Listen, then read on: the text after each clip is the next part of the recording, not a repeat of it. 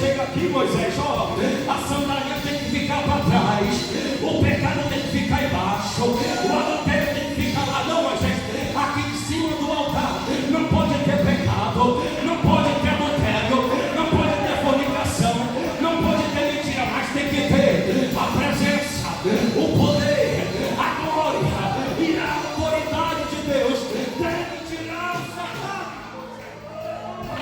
Nesta noite, o Senhor me trouxe aqui para te fazer lembrar que o chamado, que o ministério que Ele colocou nas tuas mãos não é para ficar do teu lado, Ele é outra coisa. O chamado, o ministério que Deus colocou nas tuas mãos é para você. Para de arrumar desculpas, cumpra o chamado, ganhe almas, levante pessoas caídas e traz salvação, Moisés. Fogo, mas quando Moisés percebe a sarça pegando fogo, algo chama a atenção dele, porque o fogo não está destruindo a sarça, o fogo não está colocando um fim naquele arbusto. Logo nós chegamos a uma conclusão: o fogo que se instalou na sarça não era um fogo comum, o fogo que se instala na sarça é fogo de Deus, porque quando é fogo estranho, logo vem a morte e a desilusão. Mas quando é fogo de Deus, não tem morte, não tem problema, não tem fraqueza, não tem desânimo, não tem fraqueza, não tem potestade, não tem principado. Quando é fogo de Deus, tem ministério, tem chamado, tem escolha, tem livramento, tem poder. Quando é fogo de Deus, existe a presença do Espírito Santo de Deus nas nossas vidas. E o fogo que pega na sarça é fogo de Deus. E eu quero entender que nesta noite não terá fogo estranho, nesta noite não terá fogo comum. Nesta noite já tem fogo de Deus. E eu também percebo que no início da vigília já tinha sarça pegando fogo. Alguns começaram a pegar fogo agora, mas eu me preocupo, porque ainda tem muitas sarças que estão apagadas, estão acesas. Mas nesta noite o fogo que vai descer do céu, ele vai incendiar a sarça que já pegou fogo, vai incendiar a sarça que começou a pegar fogo, e vai incendiar a sarça que ainda não pegou fogo. Nesta noite o fogo que desce do céu é para incendiar sarças nesta noite. E este fogo não vem para destruir, este fogo vem para levantar, este fogo não vem para desfazer os projetos de Deus, este fogo vem para cumprir as promessas de Deus na nossa vida. Terá fogo, terá poder, terá avivamento, terá o sobrenatural de Deus. Será que tem fogo aí? Será que tem fogo aí? Será que tem fogo na igreja? Essa igreja é do Senhor Jesus, e aonde o ambiente é do Senhor Jesus tem que ter fogo. No altar já tem lenha queimando. Será que embaixo tem lenha queimando? Não, mas talvez aquele que um dia pegou fogo no passado, agora já não pega mais. Talvez aquele que um dia tinha facilidade em queimar no passado, agora o fogo já não pega mais. Mas nesta noite a presença gloriosa do Espírito Santo de Deus vai te visitar, e você que parou de incendiar vai voltar a incendiar uma outra vez. Você que parou de profetizar, profeta, vai voltar a profetizar uma outra vez. Você que parou de pregar o nome de Deus vai voltar a pregar uma outra vez. Não é fogo para desistência, é fogo para continuar pregando, continuar cantando, continuar profetizando, continuar evangelizando. É fogo para sustentar a igreja do Senhor Jesus no meio das aflições do deserto. Você percebe que muitas vezes encontramos homens e mulheres capazes de cobrar algo que não são capazes de realizar.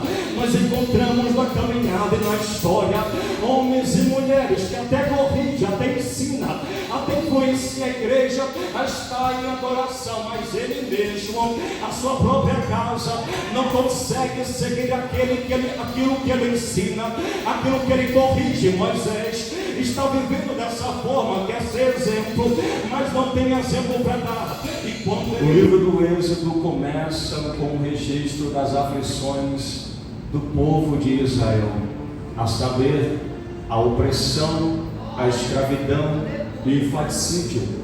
O infanticídio é a morte de bebês recém-nascidos, mas ele termina com a presença, a glória e o poder de Deus manifestados no tabernáculo dentro do deserto com o povo já liberto. Logo nós percebemos que o livro começa com aflição, opressão, escravidão e morte, mas termina com a glória, o poder e a presença de Deus. Logo nós conseguimos compreender que para alguém alcançar o poder, a presença e a glória de Deus, alguém teve que sofrer primeiro. E é dentro do seu sofrimento que você precisa entender que Ele te direcionará à glória de Deus. É dentro desta dor que você precisa entender que ela te levará a viver o poder de Deus. Logo dentro das tuas dores, muitas vezes Deus vai nos fazer passar por aquilo que é natural, e aquilo que é natural muitas vezes traz enfermidade para a alma, para o coração e para o corpo físico, mas é através da dor natural que Deus vai te fazer viver o sobrenatural de Deus. Então a dor que aparece na nossa vida, muitas vezes não é para a tua desistência, para a tua morte, muitas vezes é para que eu e você viva a presença, o poder e a glória que é manifestada no trono de Deus. Nós vamos perceber que agora um povo que entra com 70 pessoas no Egito, 400 anos se passam, e esse povo agora se multiplica, cresce e desenvolve. E você vai perceber que esse povo de 70 virou mais de 2 milhões de pessoas. Logo o novo faraó, percebendo o crescimento desse povo, ele começa a perceber que o número é assustador, e ele tem uma virada no poder da balança. É quando ele decide escravizar o povo israelita, mas logo ele tomou a sua pior atitude, porque Deus se levantou do trono para salvar o povo da escravidão. Quando nós observamos o profeta Moisés, nós vamos perceber que o seu ministério é similar ao ministério de Jesus Cristo. Tanto Moisés quanto Jesus foram profetas, tanto Moisés quanto Jesus atuaram como sacerdote, atuaram como reis e atuaram como pastores. Tanto Moisés quanto Jesus livraram o povo da escravidão e instauraram um conserto. Nós vamos perceber que quando Moisés nasce, há uma profunda perseguição, e a perseguição é tão imensa que o faraó agora procura matar crianças recém-nascidas do sexo masculino. É quando Moisés vai encontrar dentro da perseguição uma grande providência de Deus, e dentro dessa providência nós vamos perceber que Deus trouxe para ele um grande livramento. O livramento foi tão grande desde que agora Moisés, aquele que deveria estar morto, está caminhando dentro do palácio de Faraó. Logo, quem queria matar o menino Moisés agora está trazendo a vida. Por quê, Marcos? Porque a princesa, a filha de Faraó, agora ela vai adotar a criança Moisés como seu filho, e quem queria matar traz a vida. Quem queria colocar um filho na história de Moisés agora está dizendo: ninguém toca no menino, ninguém fere o menino, ninguém traz prejuízos para a vida do menino. E é isso que Deus faz quando quer trazer livramento para alguém. Moisés caminha dentro do palácio, mas Faraó não pode fazer nada, caminha debaixo do seu nariz. E logo eu quero liberar uma palavra para a tua vida. Faraó pode até tentar te matar, matar o ministério, matar a espiritualidade, mas quem é Faraó capaz de matar quem Deus escolheu para viver? Faraó não tem esse poder. Faraó se levanta sua primeira tentativa é frustrada. Então Moisés nasce, cresce e continua dentro do palácio de Faraó. Agora com 40 anos de idade, Moisés ele aparece na história uma outra vez. Mas quando ele aparece no Egito, ele percebe que o egípcio está maltratando o israelita. Logo no Egito, nós vamos perceber que Moisés, ele sempre teve o instinto de libertador. É por isso que ao perceber o egípcio maltratando o israelita, ele vai até aquele egípcio e ele traz justiça com as próprias mãos. Mas a justiça que Moisés traz não é das melhores, pois ele mata o egípcio, esconde o seu corpo na areia e realiza ocultação de cadáver. Ele volta para o palácio, depois volta em seguida para o meio da rua, no outro dia, como se nada houvesse acontecido. É quando ele percebe uma outra vez que existe uma confusão entre dois israelitas. Aí ele olha para aquele que estava oprimindo o israelita e ele diz: olha, não maltrate o outro israelita, não traga essa injustiça. Olha, eu vi quando você matou o egípcio no dia anterior e escondeu o corpo dele na areia. Logo Moisés vai entender que ele está cobrando exemplo, mas enquanto ele cobra exemplo de alguém, ele não deu exemplo para ninguém. Nós encontramos isso muitas vezes no caminhar da história. Você percebe que muitas vezes encontramos homens e mulheres capazes de cobrar algo que não são capazes de realizar. Nós encontramos na caminhada e na história homens e mulheres que até corrige, até ensina, até influencia a igreja a estar em adoração, mas ele mesmo, a sua própria casa, não consegue seguir aquilo que ele ensina, aquilo que ele corrige. Moisés está vivendo dessa forma, quer ser exemplo, mas não tem exemplo para dar. E quando ele percebe que o assassinato foi descoberto, ele foge para a terra de Midian, porque o faraó procurou matar Moisés após ouvir falar da morte do egípcio. Quando Moisés chega na terra de Midian, logo ele está numa tenda próximo de um poço. Os poços em Midian, por se tornarem uma terra desértica, eles eram muito importantes. É quando você vai perceber dentro da história que na atualidade nós, como homens, aqueles do sexo masculino, a prioridade, a nossa exclusiva tarefa de puxar água não fica para as mulheres, fica para os homens, por causa do peso que a água tem, da profundidade que o poço tem e da quantidade de água que deve ser tirada. Mas nos tempos de Moisés era diferente, essa tarefa era exclusiva para as mulheres. É por isso que você vai perceber que as filhas de Reuel estão indo até o poço tirar água para dar para o rebanho beber, porém elas não são bem recebidas quando chegam até o poço, pois os pastores traziam complicações e dificuldades para que essas moças tirassem água para o seu rebanho beber. É quando Moisés, percebendo a situação, logo aquele instinto que eu falei para você anteriormente, ele aflora na vida de Moisés.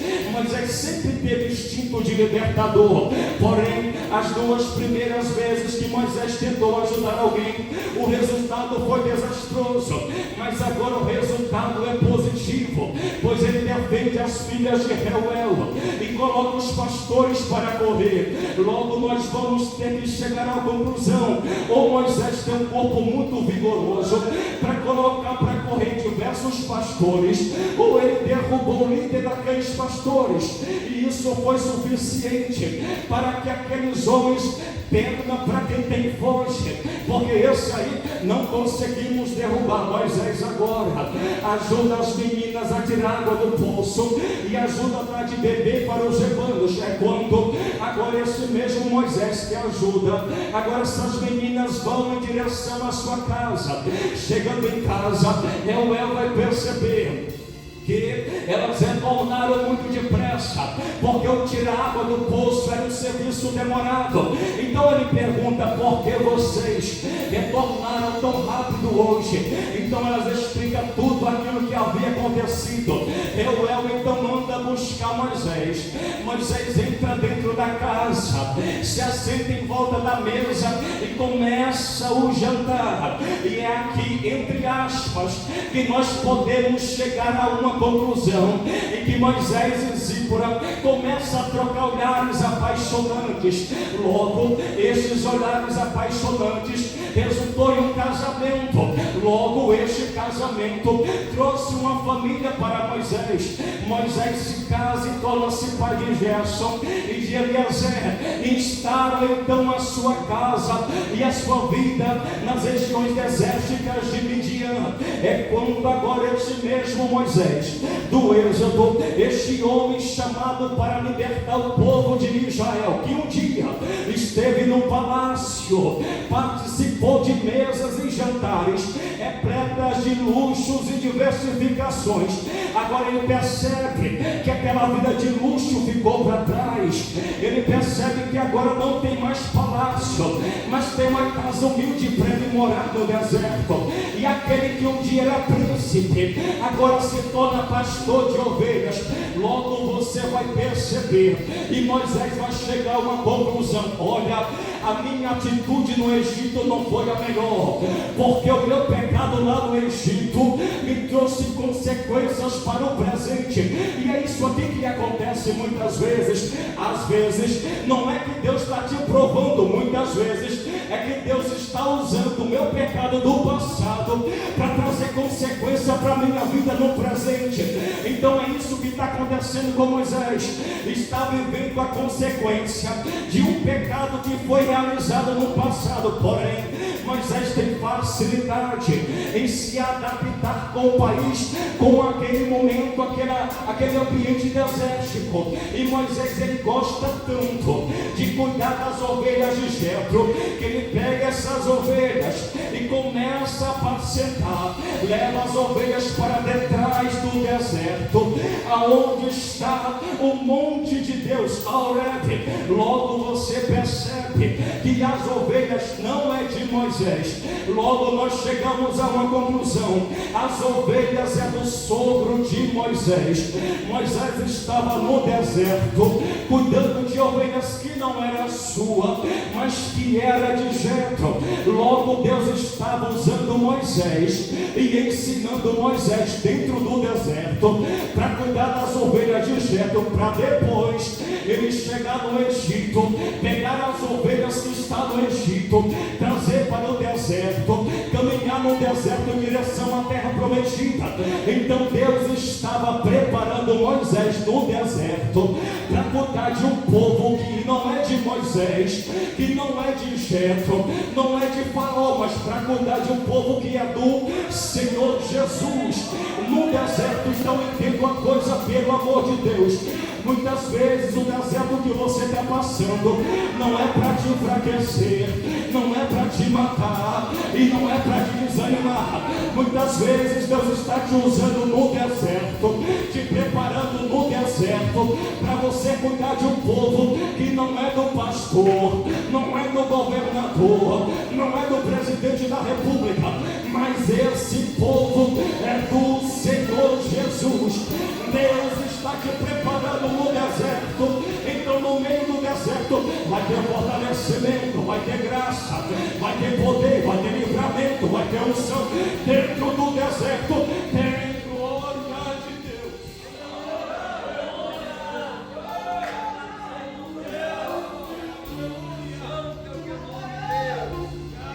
Esse departamento que você lidera é do Senhor Jesus.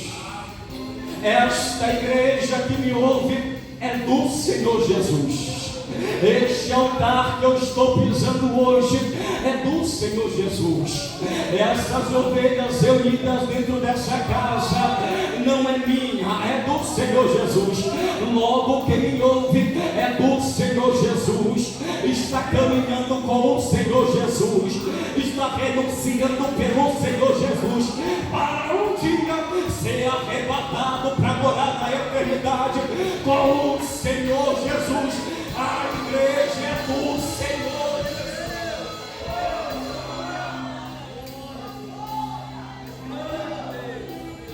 É por isso que nós precisamos ter muito cuidado ao lançar uma palavra ou corrigir alguém, porque este mesmo alguém que eu lanço a palavra pode trazer. Vou explicar melhor. É por isso que nós precisamos ter cuidado ao corrigir uma criança, um adolescente, um jovem, ou até mesmo um senhor ou uma senhora, porque muitas vezes a minha palavra de correção sem sabedoria pode matar a criança, pode matar o adolescente, pode matar o jovem ou até mesmo os adultos. Então entenda uma coisa, pelo amor de Deus, quando nós precisamos lançar uma palavra de correção, precisa ser da melhor forma possível, com uma correção da mais sábia possível, porque eu posso matar espiritualmente alguém e depois eu vou ter que prestar conta diante de Deus. Então a igreja do Senhor, cuide do seu departamento, entenda que ele não é meu, ele não é seu, é do Senhor. Cuida com amor, com carinho. Para cuidar de alguém tem que ter chamado, para cuidar de alguém tem que ter ministério. Se você coloca alguém que não tem chamado, que não tem ministério, para conduzir uma obra como essa, pode passar um mês, pode passar 2 meses. Quando você vê os meses se passando, você percebe a crise espiritual se instalando. Por que, Marcos? Porque tem que ter chamado. Quem não tem chamado não pode cuidar da igreja do Senhor Jesus. Quem não tem chamado para liderar não pode cuidar do departamento do Senhor Jesus. Tem que ter amor no coração, porque sem amor você fere, eu mato, nós até trazemos prejuízos. Então nós precisamos ter amor ao corrigir alguém. Tem que ter amor no coração.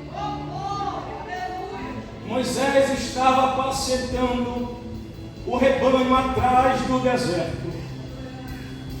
E é quando ele apacenta o rebanho atrás do deserto que vai aparecer o anjo do Senhor em uma chama de fogo, no meio de uma sarça. E quando Moisés olha para a sarça, ele percebe que a sarça ardia no fogo, mas a sarça não se consumia. Mas por que a sarça pega fogo? A sarça arde no fogo, mas a sarça não se destrói. Logo você vai entender que a sarça é um arbusto de facilidade no deserto, é um arbusto que os seus galhos são secos, as folhas são secas e ele tem facilidade em pegar fogo. Mas quando Moisés percebe a sarça pegando fogo, algo chama a atenção dele, porque o fogo não está destruindo a sarça, o fogo não está colocando um fim naquele arbusto. Logo nós chegamos a uma conclusão: o fogo que se instalou na sarça não era um fogo comum. O fogo que se instala na sarça é fogo de Deus, porque quando é fogo estranho, logo vem a morte e a desilusão. Mas quando é fogo de Deus, não tem morte, não tem problema, não tem fraqueza, não tem desânimo, não tem fraqueza, não tem potestade, não tem principado. Quando é fogo de Deus, tem ministério, tem chamado, tem escolha, tem livramento, tem poder. Quando é fogo de Deus, existe a presença do Espírito Santo de Deus nas nossas vidas. E o fogo que pega na sarça é fogo de Deus. E eu quero entender que nesta noite não terá fogo estranho, nesta noite não terá fogo como nesta noite. Já tem fogo de Deus. E eu também percebo que no início da vigília já tinha sarça pegando fogo. Alguns começaram a pegar fogo agora, mas eu me preocupo, porque ainda tem muitas sarças que estão apagadas, estão acesas. Mas nesta noite o fogo que vai descer do céu, ele vai incendiar a sarça que já pegou fogo, vai incendiar a sarça que começou a pegar fogo, e vai incendiar a sarça que ainda não pegou fogo. Nesta noite o fogo que desce do céu é para incendiar sarças nesta noite. E este fogo não vem para destruir, este fogo vem para levantar, este fogo não vem para desfazer.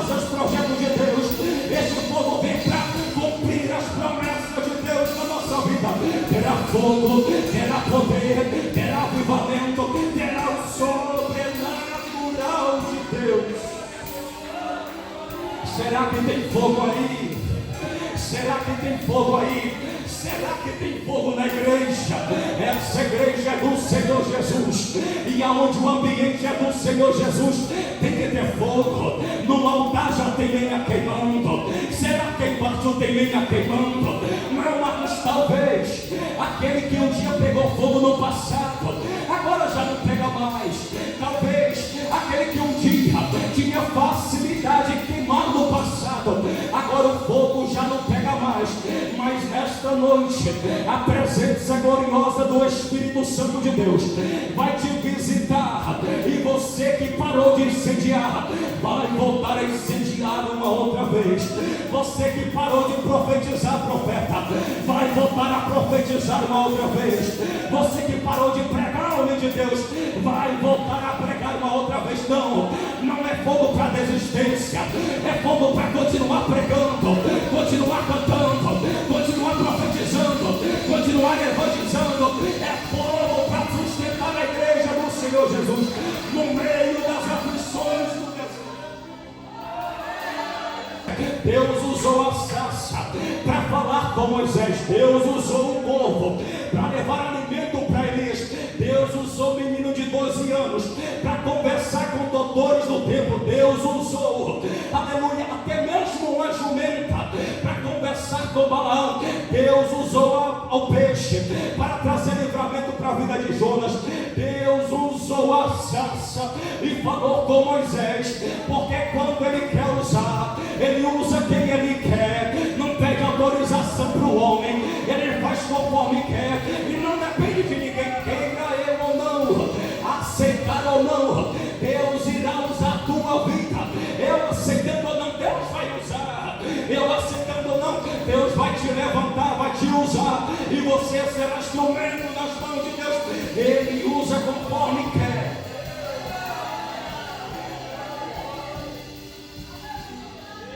Deus usou a sarça para convocar Moisés.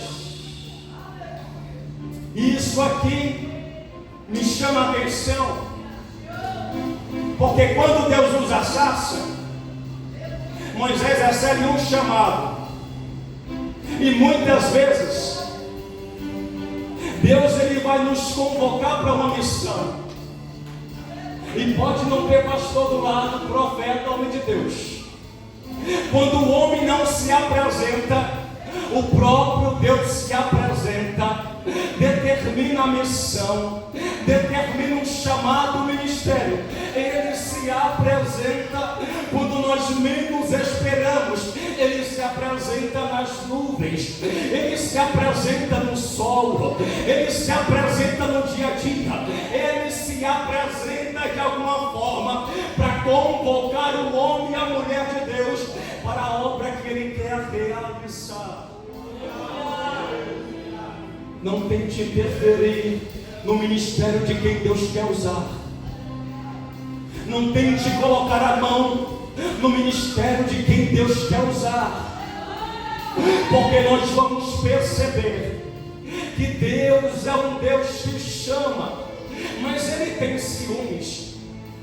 E talvez o ministério que você exerce hoje não é o que você queria. Eu queria cantar, eu queria louvar. Na minha adolescência queria muito cantar, mas Deus me chamou para pregar. E não é porque eu estou cantando, e não é porque eu não estou cantando que eu vou matar o ministério de quem canta. Não é porque Deus não te chamou para curar que você vai matar o ministério de quem cura. Não é porque Deus não te chamou para pregar que você vai matar o ministério de quem está pregando. Deus não te chamou para matar Moisés. Deus te chamou para ressuscitar uma nação que está morta no Egito.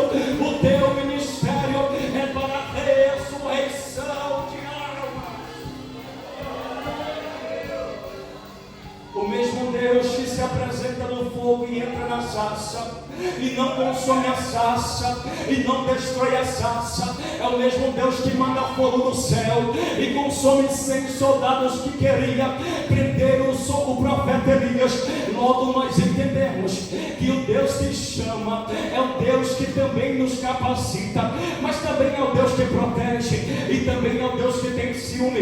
Eu não quero em momento algum interferir na vida, no ministério de alguém. Ele pode estar errando tanto que for, pode estar pecando tanto que for, mas se Deus escolheu ele, não coloque a mão, meu filho, não coloque a mão, minha filha, porque nós aprendemos com Davi. Saul está perseguindo Davi, querendo matar Davi. Não é porque Davi quer tomar o trono, mas é porque Saul entendeu que o Espírito de Deus está em Davi e já saiu da vida dele. Quando ele entra na caverna, Saul entra para fazer sua necessidade.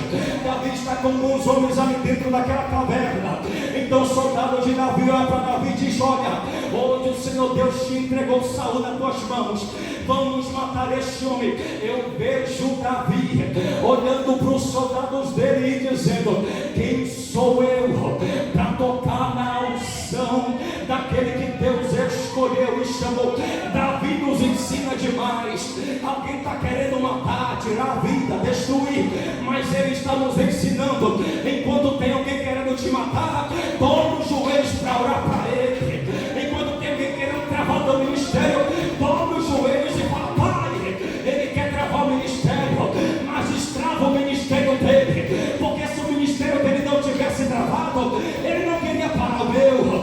Destrava, papai querido, porque se o ministério dele não tivesse parado, ele não iria querer parar o meu ministério. Então, pai, faz a obra na casa dele, na família dele e no ministério dele.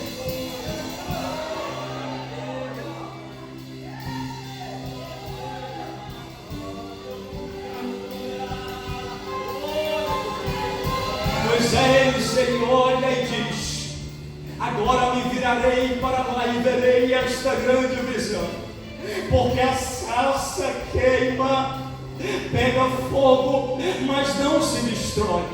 Logo eu consigo compreender que tanto Moisés quanto Eva tiveram curiosidades. Quando olhamos para o Gênesis, nós vamos perceber que Eva se atrai pela fruta e ela percebe que, depois de uma conversa com a serpente, ela percebe que a fruta é boa, percebe que a fruta é agradável e percebe que a fruta é desejável. Então ela pega a fruta e come a fruta. Logo Eva está pecando contra Deus e desobedecendo a voz do seu esposo.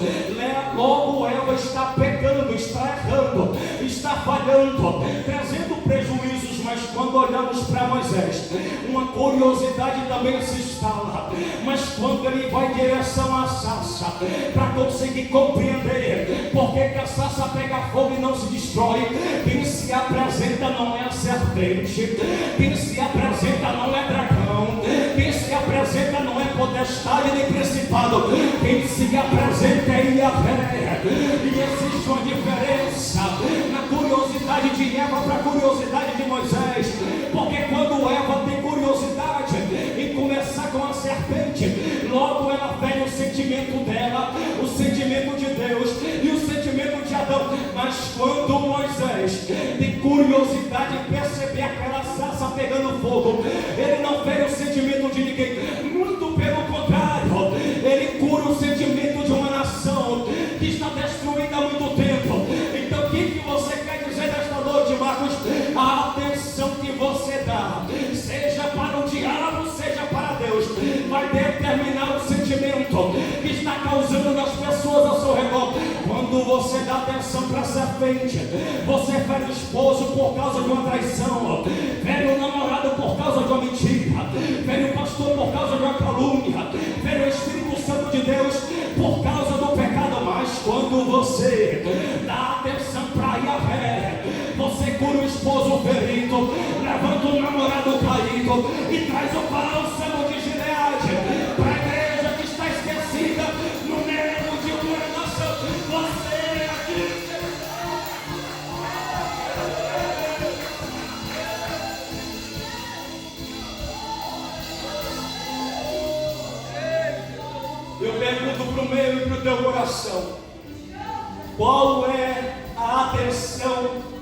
que você está dando?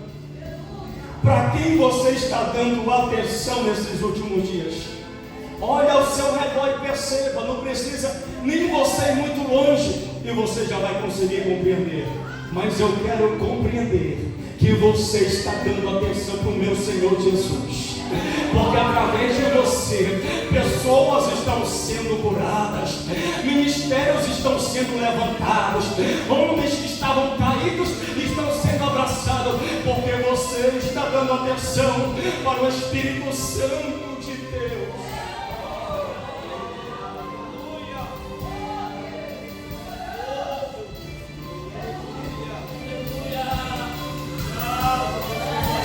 Quando Moisés está se aproximando da sarça, Deus bradou do meio da sarça a Deus. E Deus disse para Moisés: não te chegues para cá, tira os teus sapatos de teus pés, porque o lugar em que tu estás é terra santa.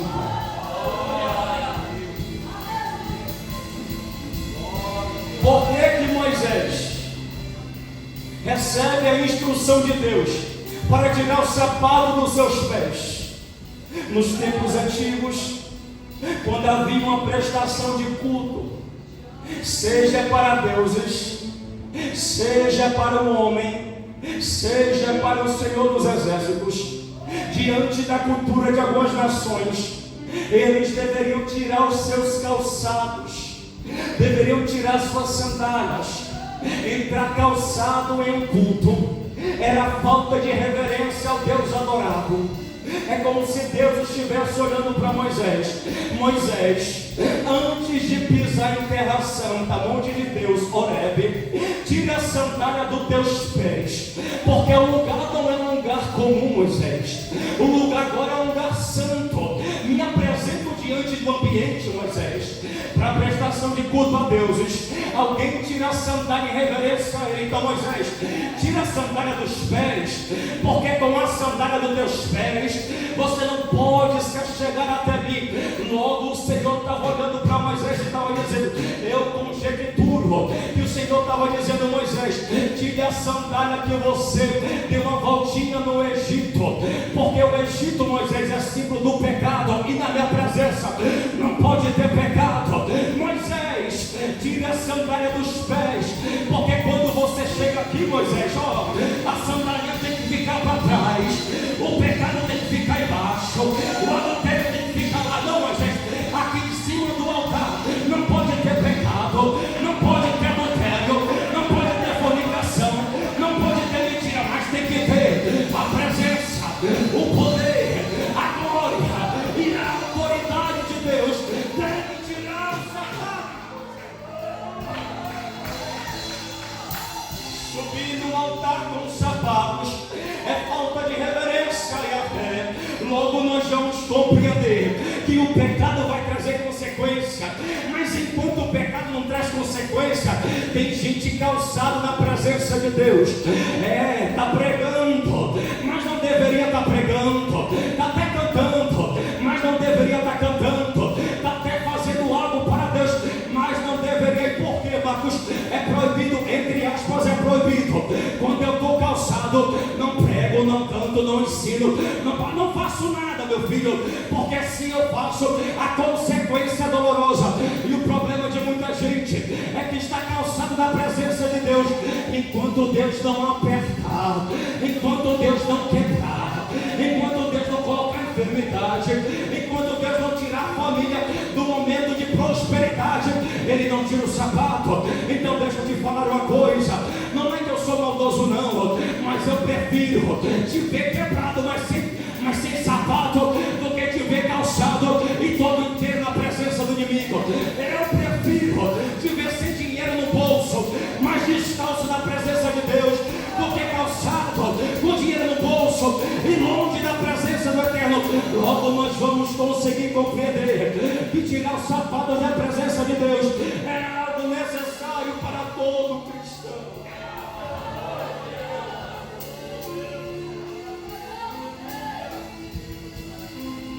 Apertou, mas vai dar certo, vai aliviar agora aí. Só segura mais um pouquinho, por favor. Vai embora não, meu filho. Fica mais um pouquinho e deixa Deus falar com você. O melhor está para o final. E disse Deus a Moisés: tire a sandália dos pés. Quando Moisés ouve a instrução de Deus e escuta que ele é Deus do pai Abraão, percebe que ele é Deus de Isaac, Deus de Jacó, Moisés encobre o seu rosto, porque ele temeu olhar para Deus e disse: o Senhor, tenho visto atentamente a aflição do meu povo que está no Egito, e tenho ouvido o seu clamor por causa dos seus exatores, porque conheci a sua dor. Quando Moisés ouve a instrução de Deus, Deus está olhando para Moisés e está dizendo: tem um povo, Moisés, que não é teu, não é de Jetro nem de Faraó. Tem um povo que é meu, e esse povo está sofrendo no Egito, está sendo oprimido, está sendo perseguido. E logo, Moisés, eu escolhi você. A dor é Moisés. E enquanto Moisés arruma desculpa, o povo está em aflição. E deixa eu te falar uma coisa nesta noite: enquanto você estiver procurando desculpas para não cumprir o chamado de Deus da tua vida, vai ter gente em aflição, vai ter gente em opressão, vai ter gente escravizado, porque enquanto nós deveríamos estar levando a palavra que liberta, a palavra que cura, a palavra que salva, nós estamos aqui dizendo: não consigo pregar, não sei para onde vai, não consigo orar. Enquanto arrumamos desculpas para não cumprir o chamado de Deus, tem alguém sofrendo lá fora, Moisés. Então deixa eu te falar uma coisa nesta noite: se coloque na posição, porque se Deus te escolheu, você não tem direito de escolha. Logo nós vamos perceber que Deus escolhe Jonas. Aí Jonas diz: essa missão é difícil demais para mim, perna para quem tem fuga nele. Deus escolhe Moisés. Aí Moisés diz: isto é grande demais para mim, perna para quem tem fuga nele. Quando Deus olha para Elias, ele percebe Elias dentro de uma caverna. Enquanto ele está dentro da caverna, Deus está olhando: Elias, sai da caverna, covarde, vai cumprir o chamado, vai cumprir o ministério que eu determinei para a tua vida. Nesta noite, o Senhor me trouxe aqui para te fazer lembrar que o chamado, que o ministério que Ele colocou nas tuas mãos não é para ficar do teu lado, ele é outra coisa. O chamado, o ministério que Deus colocou nas tuas mãos é para você. Para de arrumar desculpas, cumpra o chamado, ganhe almas, levante pessoas caídas e traz salvação, Moisés. Vai fugir até quando, Moisés? Vai fugir até quando, Elias? Vai fugir até quando, Jonas? Vai ficar na caverna até quando, Elias? Vai esperar o quê? Eu já vi testemunho de pregadores e pregadoras, meu pastor, que chegou num altar numa cadeira de roda. Eu já vi testemunho de pregador que chegou no altar sem os dois olhos. Por quê, Marcos? Porque Deus chamou e escolheu para o ministério, mas não queria cumprir o ministério. Aí depois que Deus arrancou o movimento das pernas, aí depois que Deus arrancou os olhos, tirou a visão, aí ele foi cumprir o ministério, foi cumprir a chamada com deficiências, mas não necessitava ser assim. Então pega esse testemunho para a tua vida. Você não precisa perder o movimento das pernas, você não precisa perder o filho querido, você não precisa perder a sua visão, mas você precisa se colocar na posição e exercer o chamado que Deus determinou para a tua vida. Cumpra esse chamado.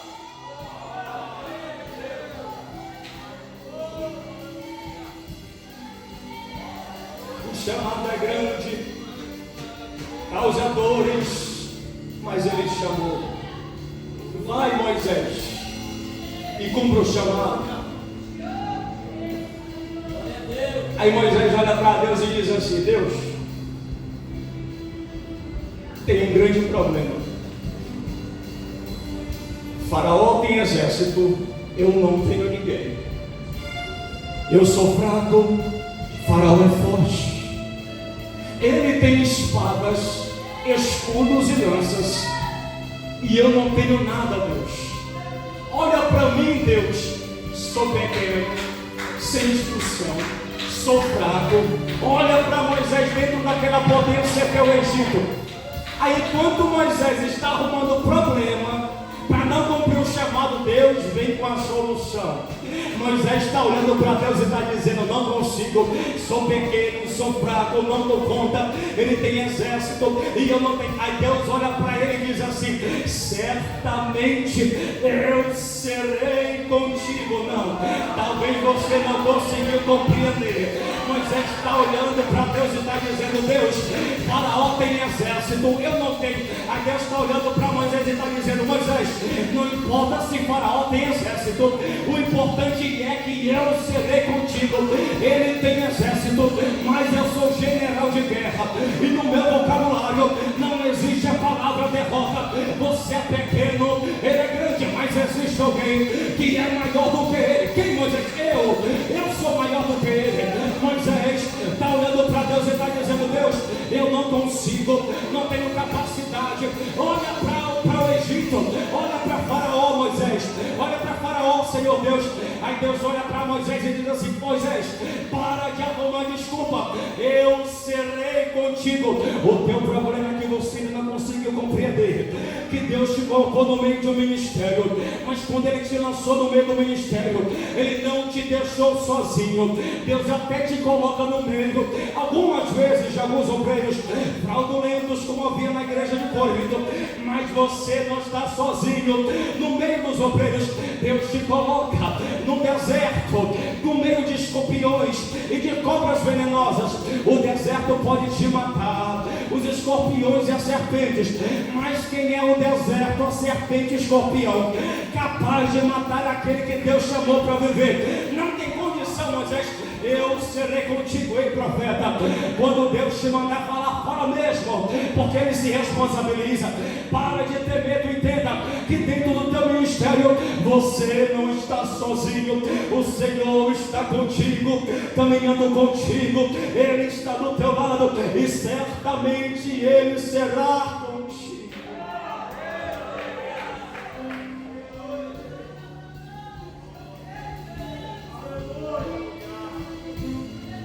Ele é contigo, Moisés. Somente vai e cumpra o chamado que eu determinei para a tua vida. Aí Moisés diz: Senhor, é o seguinte, tá aí, se eu for, e quando eu chegar lá eles começarem a fazer algumas interrogações, como é que esse povo vai ser capaz de seguir um estrangeiro e ir em direção ao deserto? Como é que este povo será capaz de me ouvir e confiar em mim? Se eles perguntarem quem foi o Deus que me enviou, o que é que eu irei dizer para eles? Como eu posso identificar o Senhor para aquele povo dentro do Egito? Aí Deus olha para Moisés com autoridade e diz assim: eu sou o que sou. Disse mais: diga para o povo de Israel, o eu sou me enviou a voz. Não, talvez você não consiga compreender, mas esse nome de Deus aponta para a sua autoexistência e para o fato de que Ele é eterno. Indica um eu sou o que é, ou será. Deus é exatamente o que Ele é, o poder supremo e imutável. Ainda antes que houvesse dia, eu sou, e ninguém há que possa fazer escapar das minhas mãos. Operando eu,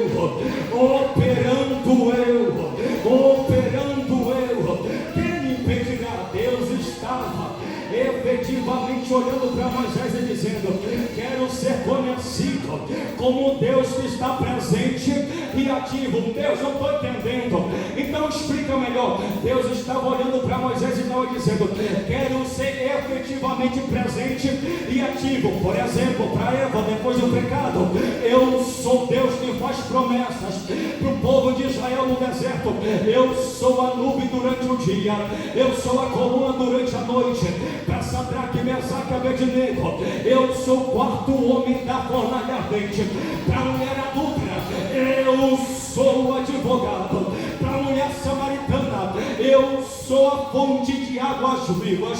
Para o filho filho pródigo, eu sou o pai que aguarda o retorno do filho que se afastou. Para Lázaro, eu sou a ressurreição e a vida. E para a igreja do século 21, ele é o mesmo da visão de João, do Apocalipse, capítulo de número 19, versículo de número 11, que diz assim: e vi o céu aberto, e eis um cavalo branco. O que estava sentado sobre ele chama-se Fiel e Verdadeiro, e julga e peleja com justiça. E os seus olhos eram como chamas de fogo, e a sua cabeça havia muitos diademas, e tinha um nome escrito que ninguém sabia, senão ele mesmo. E estava vestido de uma veste salpicada de sangue, e o nome pela qual se chama é a palavra de Deus. E seguiam-no os exércitos que há no céu, em cavalos brancos e vestidos de linho fino, branco e puro, e da sua boca saiu uma aguda espada para ferir com ela as nações, e ele as regerá com vara de ferro. E ele mesmo é aquele que pisa o lagar do vinho, do furor e da ira do Deus Todo-Poderoso. E na sua veste e na sua coxa está escrito: Rei dos Reis, Rei dos Reis, Rei dos Reis, Rei dos Reis. Para a igreja do século 21, ele é Rei dos Reis e Senhor dos Senhores. Quem é ele, Marcos? É Jesus Cristo de Nazaré. Ele é Senhor.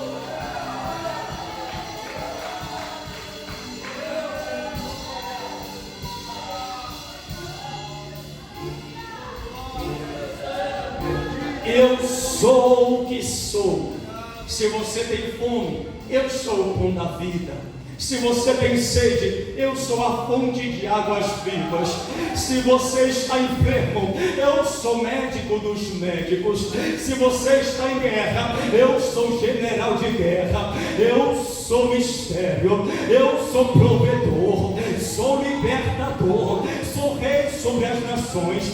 Eu sou tremendo, sou surpresa, sou livramento, eu sou a porta, a vitória. Eu sou o que sou, sou a história, sou o fogo, a água, o vento, a praça, a graça. Eu sou juiz, eu sou decreto, eu sou a eminência, eu sou a evidência, sou sentença, mas também sou providência.